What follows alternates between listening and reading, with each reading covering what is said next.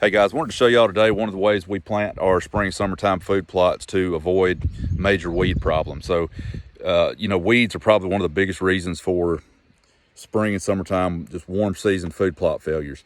And so, anytime you disturb the ground with a disc or a tiller, you're going to have a whole new crop of weeds come in that field, especially during the warm season. So we like to try to combat that several ways. One of them is by getting a no-till drill. And so I don't own one, but I usually can find one either through the soil conservation office or local farmers, co-ops, farm stores. You can usually find one to use for a couple of days if you'll put in the work. And so this particular field is mostly just wheat and oats that have gone to seed from last fall's blend. And then, of course, we've got some Johnson grass and some stuff like that in here, but it's about a 4-acre field, and it'll be a really nice field for feeding our whitetails through the spring and the summer. What we did is come in here yesterday and drill this with our Game Changer soybeans, which are glyphosate tolerant, so we can come back in here and spray Roundup. But right after we drilled yesterday, we're spraying today to kill any of the existing grasses and weeds that are in here. And all this that's in here right now will just provide a really good cover and sort of a mat for our beans as they're coming up. And it'll be a really nice, pretty clean field for several weeks. You can see the drill rows are just going right through this headed out oats and wheat. And of course, we're killing the Johnson grass and any of the other weeds that are in here right now by spraying today. And then along the edges here, just to show y'all a great way to set up a food plot if you're starting a new one or if you want to work on an existing one.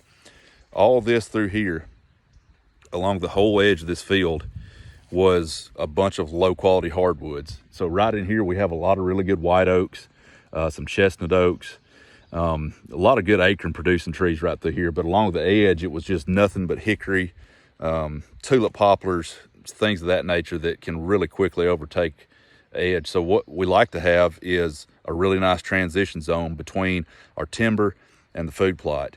And we're doing that by coming in here and spraying this edge every year and going a little bit further and further towards the timber with triclopyr to kill all of our existing brushy, nasty hardwood junk. And it doesn't touch our grasses, and a lot of our weeds, nice, good, beneficial weeds, come back, and you're left with this really nice turkey, quail, fawn raising habitat. As you can see, there's open ground in here where small birds that are just hatched out of eggs can find their way and get insects through here. It's not so thick that they can't navigate through it, but it's a lot of good cover for them from predators. We've got a bunch of native grasses that are coming in here, just good weeds. And little by little, we've been spraying this to kill these hardwoods. You can see we've still got probably another 10 or 15 yards to go before we get to the timber line.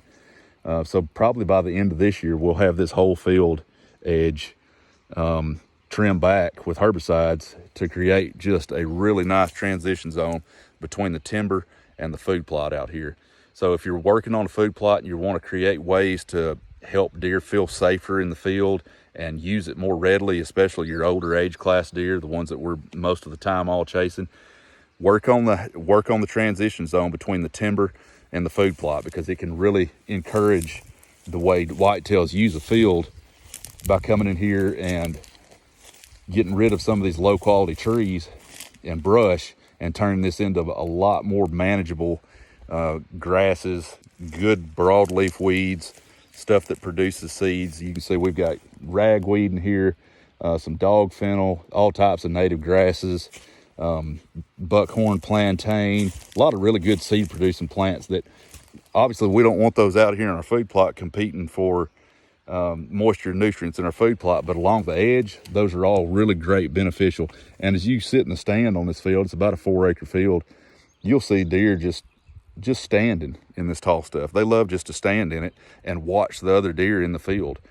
So it's a really great way to create a really cool habitat in itself right beside your food plot. So y'all try something like that out. If you're trying to do something new to your food plot, work on the area around it, getting rid of the low quality stuff and encouraging younger grasses and good weeds to come up and fill that void so that you create a really nice transition zone.